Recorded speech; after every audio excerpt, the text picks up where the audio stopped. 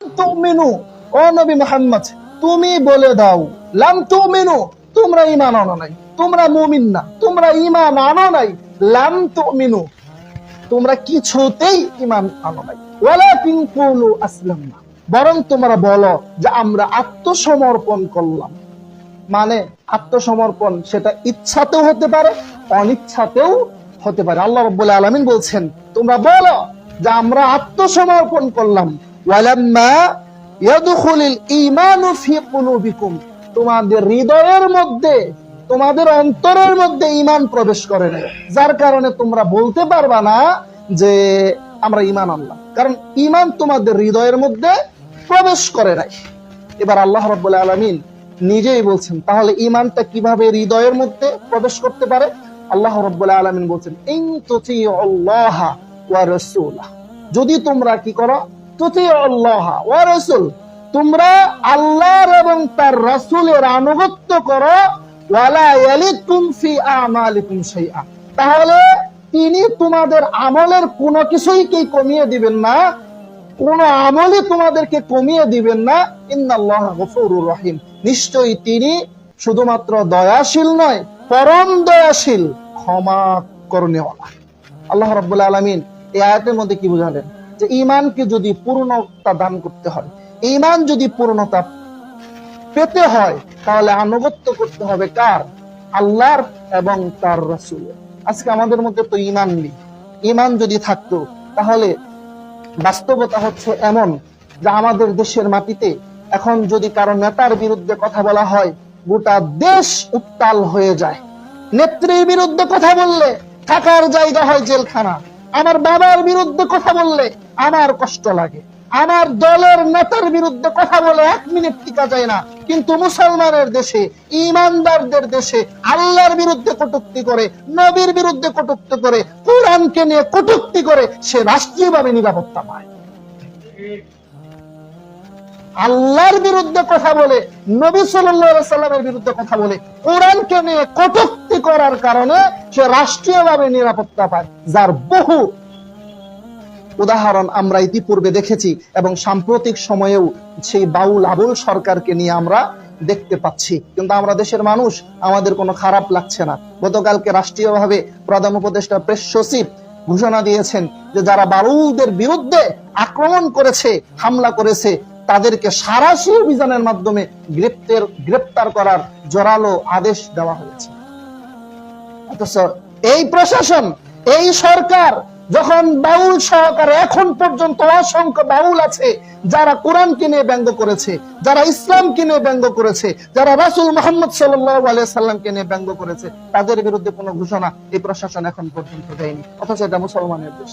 তার মানে আল্লাহ রাব্বুল আলামিন বলছেন বললাম তুমিনু, তোমরা ঈমানদার নয়, ওয়ালাকিন কুলু আসলামনা, বরং তোমরা বলো আমরা ইসলাম গ্রহণ করেছি, আমরা মুসলিম। তার মানে ইসলাম এক জিনিস, ঈমান আরেক জিনিস। ইসলাম আছে আমাদের দেশে, কিন্তু ঈমান নেই। রাসূল সাল্লাল্লাহু আলাইহি সাল্লামের ওই হাদিসটা আপনি কিভাবে নেবেন? লা ইউমিনু আহাদুকুম, তোমাদের কোন ব্যক্তি ঈমানদার হতে পারবে না, মুমিন হতে পারবে না, যতক্ষণ পর্যন্ত নিজের চাইতে, নিজের বাবা মায়ের চাইতে, সন্তানের চাইতে এবং পৃথিবীর সকল মানুষের চাইতে আমি নবী মুহাম্মদ সাল্লাল্লাহু আলাইহি ওয়াসাল্লামকে বেশি ভালোবাসতে না পারবে, তোমাদের কোন ব্যক্তি ততক্ষণ পর্যন্ত ঈমানদার হতে পারবে না। কিন্তু আজকে নবী সাল্লাল্লাহু আলাইহি সাল্লামের বিরুদ্ধে কথা বলার পরেও, নবী সাল্লাল্লাহু আলাইহি সাল্লামকে মরু ডাকাত হিসাবে ঘোষণা দেওয়ার পরেও তাদের কিছুই হয় না। তার মানে আমাদের দেশে কি নাই? আমাদের দেশে ঈমান নাই, কিন্তু আমাদের দেশে সুন্দর কোরআন তেলাওয়াত করেনওয়ালা আছে, সুন্দর কারি আছে, কিন্তু মুমিন নেই। যদি মুমিন থাকতো তাহলে এই দেশ উত্তাল হয়ে যেত। এই দেশের মাটিতে, মুমিনদের দেশে কেউ রাসূলকে নিয়ে, আল্লাহকে নিয়ে কটূক্তি করার সাহস পেত না। কিন্তু পাই কেন? ঈমান নেই। ইবনে মাজার 61 নম্বর হাদিস, আন জুনদুব রাদিয়াল্লাহু তাআলা আনহু قال, জুনদুব রাদিয়াল্লাহু তাআলা আনহু বলছেন তাআল্লামানাল ঈমান, আমরা আগে ঈমান শিখতাম। মুসলমান হওয়ার পরে তাআল্লামানাল ঈমান, আমরা আগে ঈমান শিখতাম। সুম্মা তাআল্লামানাল কুরআন, অতঃপর আমরা কোরআন শিখতাম। আগে কোরআন শেখার আগে সাহাবীরা কি শিখতো? ঈমান শিখতো। সুম্মা তাআল্লামানাল কুরআন, অতঃপর আমরা কোরআন শিখতাম, ফাজদাদনা ঈমানান, আর এই কোরআন শিখা আমাদের ঈমানকে বাড়িয়ে দিত। আজকে আমাদের দেশে অসংখ্য হাফেজ পাবেন যারা কোরআন শিখেছে, অসংখ্য কারি পাবেন যারা কোরআন শিখেছে, অত্যন্ত চমৎকার ভাবে তারা কোরআন পড়তে পারে, কোরআনের কেরাত করতে পারে, কিন্তু ঈমানের বিষয়ে তারা দুর্বল, তাদের মধ্যে ঈমান নেই।